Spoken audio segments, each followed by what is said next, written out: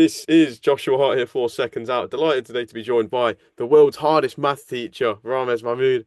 Ramez, I really appreciate your time today. First of all, how is everything, my friend? You all good? Yeah, yeah, I'm all good, mate. Just had a long day at work and whatnot, but been all right. Thanks for having me on. Always good to talk boxing. Well, we're talking boxing today. Maybe not the top end of the sport. I've seen a couple of your tweets over the past few days about the Misfits scene and some of the fights at the weekend. We saw a big mix in skill level, I guess you could say.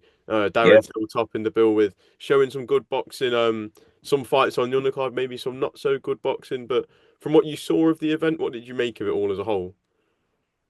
I think Misfits does have its place in boxing. I mean, I work with school children, and the only boxing they talk about is Misfits boxing. So it's got a place. I do think it does have to be regulated properly at times. I don't like really mismatches, and I think if you're putting some people out, they have to be up to a somewhat of a decent standard as well.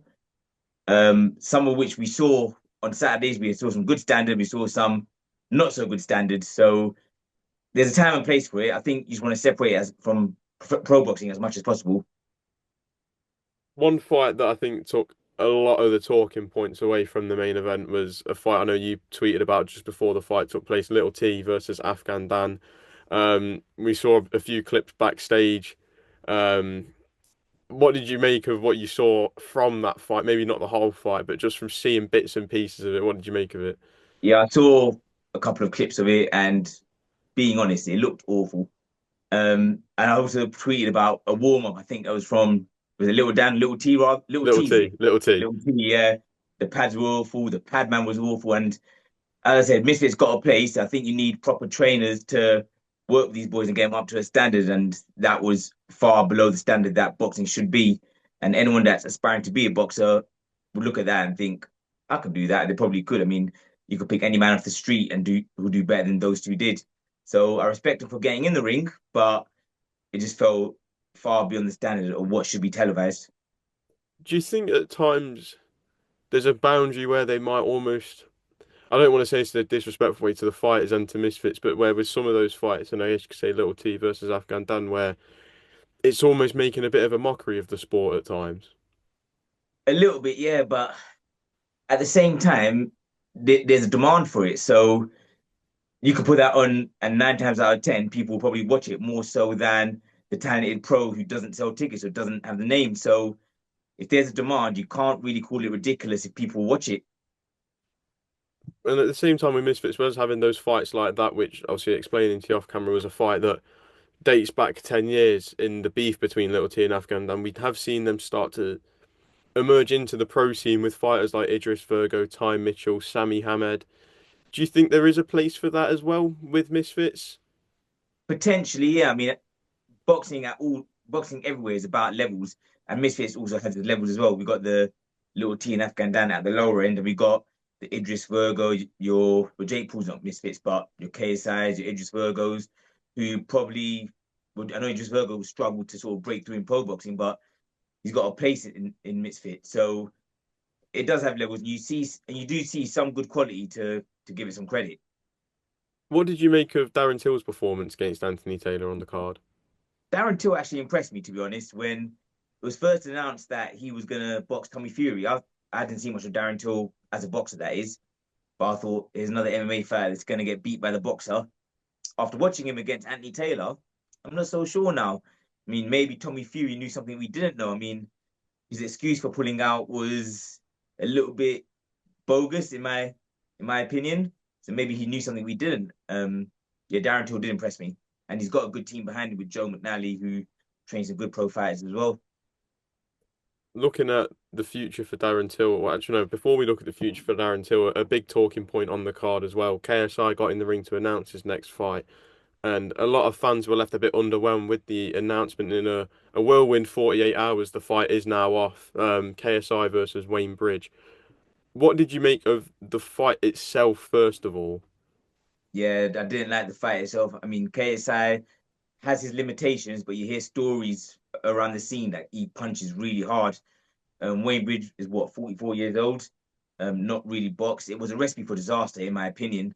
So I didn't like the fight. I think KSI can box at a much higher level. than Wayne Bridge, and he should be boxing at a higher level than Wayne Bridge. And in future, maybe the Darren Till fight works out for KSI. Who knows? What did you make of, and obviously the comments made by KSI is what has led Wayne Bridge to pulling out of the fight. What did you make of KSI taking it down that road straight away? Didn't like it at all. Yeah, not a fan of it. I mean, as I talk about my students who love Misfits and they look up to people like KSI, and they'll mimic a lot of how KSI acts. I didn't like it. It's not a good message to those watching KSI. And he sort of reminds me of the kids a little bit where he probably doesn't think before he speaks. I'm sure he regrets it a little bit afterwards, but it was classless. It was completely classless, uncalled for. And yeah, I didn't like it. Obviously, you mentioned obviously talking of obviously the kids in your classes liking Misfits. Do you always, is there ever any point where you try to maybe guide them down to maybe watch a little bit of the professional boxing to see if we can gain some more eyes on the high end of the sport? I do a little bit, and KSI sort of has links to some boxing. I mean, you got him and Jake Paul, and Jake Paul boxed Mike Tyson, so I could sort of spin the narrative to go back to Mike Tyson and Lennox Lewis and Evander Holyfield. So I kind of spin the narrative sometimes to watch a bit of pro boxing, and especially when you have, I don't know, a Joshua Ngannou knockout, and it grips him a little bit. Especially where I was see AJ in the gym a few times. It was like, oh, AJ was doing this in training, so I can spin it a little bit at times. And a few of my students have started boxing after a bit of guidance from me, so that does make me happy. What was it like now? So I'll come back to this Misfits talk shortly, but what was it like obviously at the time of being a teacher as well, but then also, bumping into Anthony Joshua at the gym when you were training for your next fight? What was that like, and what what was the kids' reactions to that as well? So you seeing their teacher with Anthony Joshua just like it's standard. Yeah, yeah, it was good. I mean, Andy Joshua, he just one of the boys really. He talks to people like he's nothing really. So yeah, it was good to see. I spent a good few sessions around Andy Joshua. All our sessions worked out at different times. I probably called him at the end of his, or he called me at the end of my session. But it was cool to spend time with him, and the message that he gives me, I can pass on to the kids as well. I mean, I was talking about kids looking up to KSI, and I think there is a lack of role models around. I think Anthony Joshua is a good role model, so I'm just trying to pass on the good message where I can. You mentioned the lack of role models. Do you feel that's just within that misfit scene or the boxing scene in general at the moment? I think more so the misfit scene. Um, you do see it sometimes in the pro boxing scene as well. I mean, controversy sells, being arrogant, trash talking sells a lot more than being classy. So I can see why they do it. I mean, it adds pay-per-view numbers, doesn't it? So I can see why they do it. It's unfortunate, but it's the way it is. And I guess we could spin it back to obviously again KSI's comments towards Wayne Bridge in the ring. Do you feel there is a level with trash talking where there's parts that are acceptable, but in what KSI did in the ring, that is taking it a step too far? Yeah, I think there are places you don't go with trash talking. I think KSI was one of them, and it led to the fight being called off, which I don't mind actually. I didn't like the fight anyway, but then that's the reason Tommy Fury gave with the Darren Till as well when he said he was gonna kick him in the head. So the trash talking seems to be cooling off fights these days as well. What do you make of that seeing? Obviously, this is two fights in a row now for Misfits where a fighter's pulled out due to comments made. What do you make of seeing things like that? End of the day, you're a fighter. I mean, words are words. Just get on with it and fight, in my opinion. Um, I feel differently about the Wayne Bridge one because he's not really a fighter. With Tommy Fury, I think he should have just sucked up and gone with it. He's been involved in his fair share of trash talking as well. He's probably trash talked other fighters and fought and shook hands afterwards. So if you're Tommy Fury and you're this pro fighter who's boxed all your life, just get on with it. And for KSI, who would you like to see him fight next? He talks about wanting to test himself.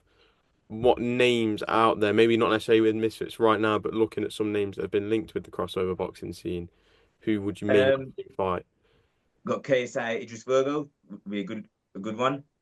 Um, you got KSI Jake Paul's the one down the line they want to make, and even KSI and Darren Till. Who do you think would win between KSI and Darren Till? I was watching Darren Till Saturday. I'll probably pick Darren Till to be honest. Do you think it'd be a close fight or I think it'll be competitive, um, but a clear winner if that makes sense. yeah, that does make Yeah. sense. How do you believe Darren Till versus Tommy Fury would have played out? Now, seeing what we've seen from Darren Till, how do you think that would have played out in the ring on Saturday? it's hard.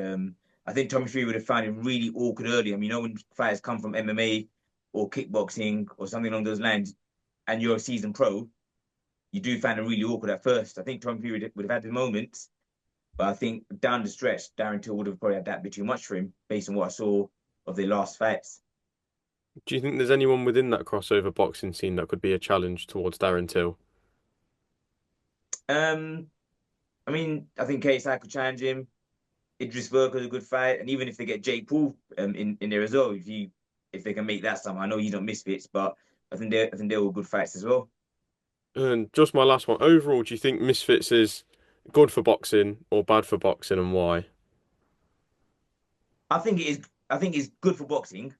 Um, as it does have its place, it reaches a whole new market, and even in 10 years down the line, we might get another world champion saying, "I started because of Misfits." Um, I would like to see him up the standard though, not just throw anyone in the ring like we had with Little T and Afghan Dan. Um, but yeah, if done properly with a good standard, it does definitely have its place. It just needs to be separated from pro boxing as much as possible.